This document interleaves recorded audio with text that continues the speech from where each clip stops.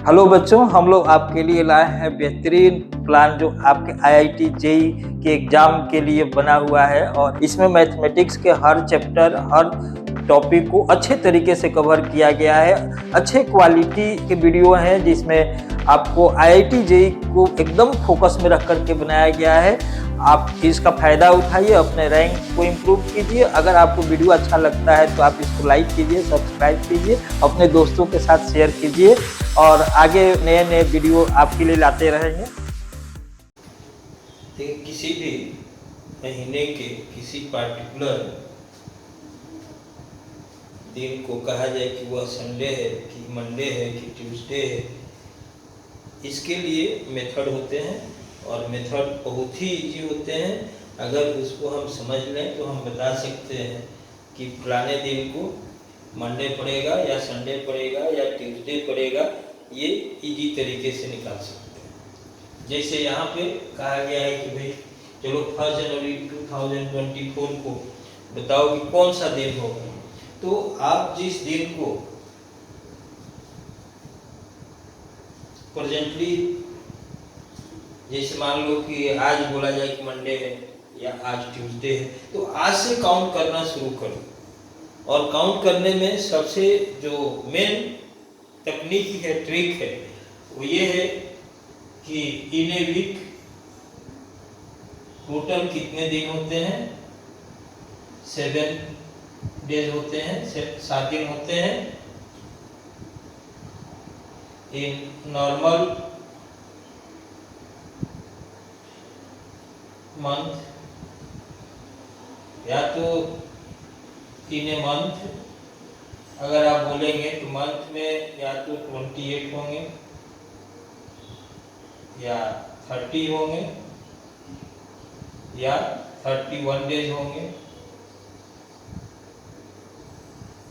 In a year अगर आप count करेंगे तो 365 डेज होंगे और 366 डेज होंगे।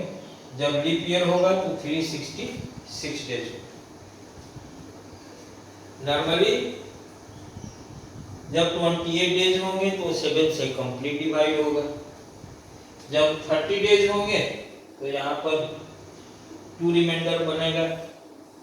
जब 31 डेज होंगे तो 3 रिमाइंडर्स बनेंगे। अगर नॉर्मल ईयर है तो 7 से डिवाइड करेंगे तो 1 रिमाइंडर मिलेगा। अगर 366 डेज है, 7 से डिवाइड करेंगे तो 2 रिमाइंडर मिलेगा, 2 शेषफल मिलेंगे। तो अब आप देखो, जैसे मान लो कि इसको हम फाइंड करना चाहते हैं कि जनवरी के 1 जनवरी को, खासकर 1 जनवरी थोड़ा इम्पोर्टेंट डे होता है, तो उसके हिसाब से कि 1 जनवरी को क्या होना चाहिए। मान लीजिए कि मैं जो काउंट कर रहा हूँ वो 5 नवंबर को मैं काउंट कर रहा हूँ और 5 नवंबर को है संडे, ठीक है। 5 नवंबर को काउंट किया, 5 नवंबर 2023 को काउंट किया कि संडे है। जब ये मैं बोर्ड राइटिंग कर रहा हूँ उस समय संडे है। अब 5 नवंबर के बाद नवंबर में बाकी जो डेज हैं वो 25 डेज हैं। ध्यान दीजिएगा, 5 नवंबर के बाद नवंबर में 25 डेज हैं, क्योंकि ये 30 डेज का है। इसके बाद दिसंबर है और दिसंबर कितने का है? 31 डेज। अब 31 डेज है और जनवरी 1 को हमें बताना है, तो 1 जनवरी भी आप यहाँ पे काउंट कर लीजिए, ठीक है ना। तो आप 1 जनवरी काउंट कर लिए, ये कितना हो गया आपको? 25। तो ये 1 + 1 2 + 5 7, तो ये आ गया आपको 7। अब 7 में आपने क्या किया कि ये 3 + 2 5, फिर इधर से प्लस कर, ठीक है।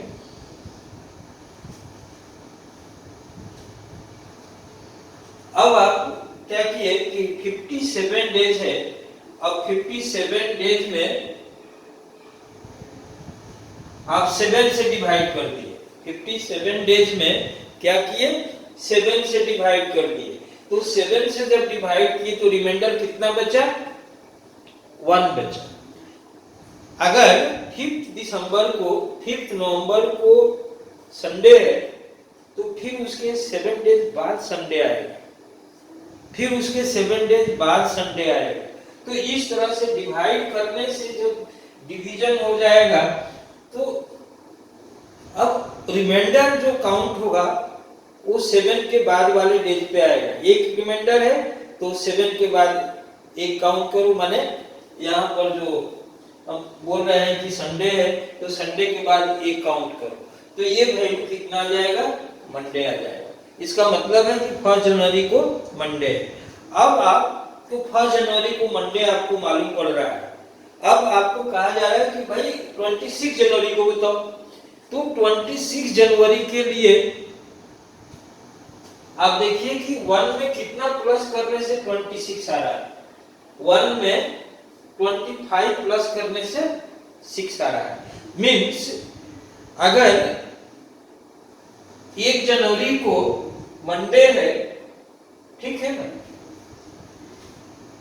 और 1 जनवरी के बाद 25 डेज है, आप क्या किए कि 7 से डिवाइड कर दिए।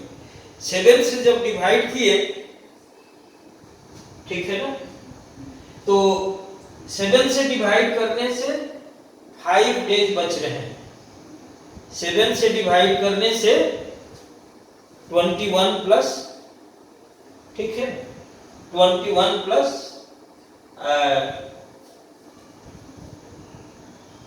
21 प्लस 5 26, ठीक है। अब 5 जो है मंडे में काउंट कीजिए, तो मंडे में अगर 5 काउंट करेंगे तो Tuesday, Wednesday, Thursday, Friday, Saturday, तो क्या आ जाना चाहिए? सैटरडे आ जाना चाहिए। बात समझ में आ रही है कि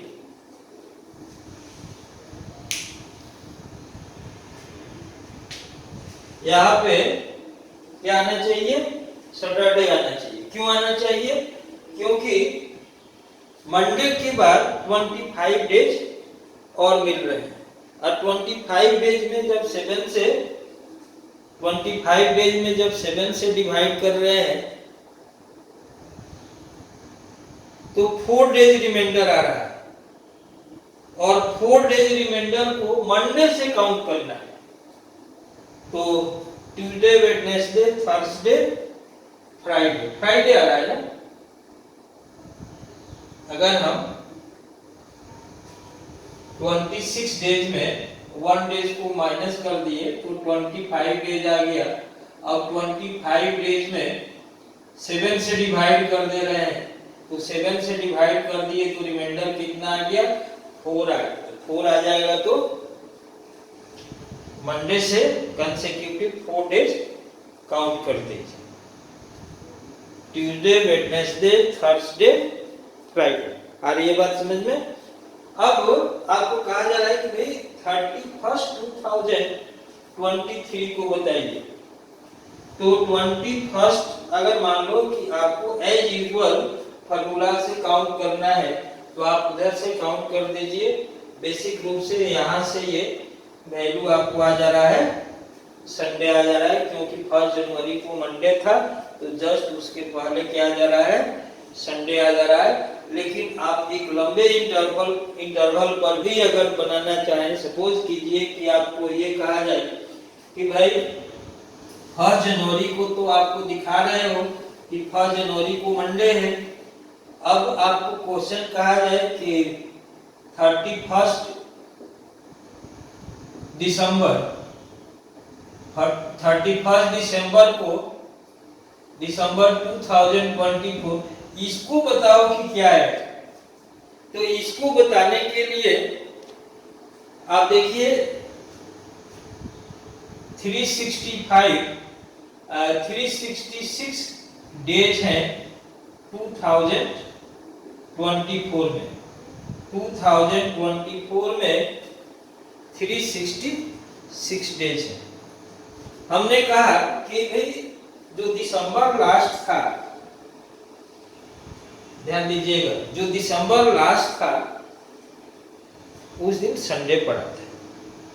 तो इसका मतलब है कि ये जो एक्स्ट्रा डेज 366 रह गए हैं, अगर 7 से डिवाइड करेंगे तो रिमाइंडर 2 आएगा। 7 से डिवाइड करने से 366 में रिमाइंडर 2 आएगा। अब रिमाइंडर 2 है और संडे के बाद 2 डेज काउंट करना है, तो संडे को से 2 डेज काउंट करना है, तो मंडे आंसर क्या जाएगा, Monday after then Tuesday, Monday then Tuesday, तो आंसर कितना आ गया, ट्यूसडे आ गया।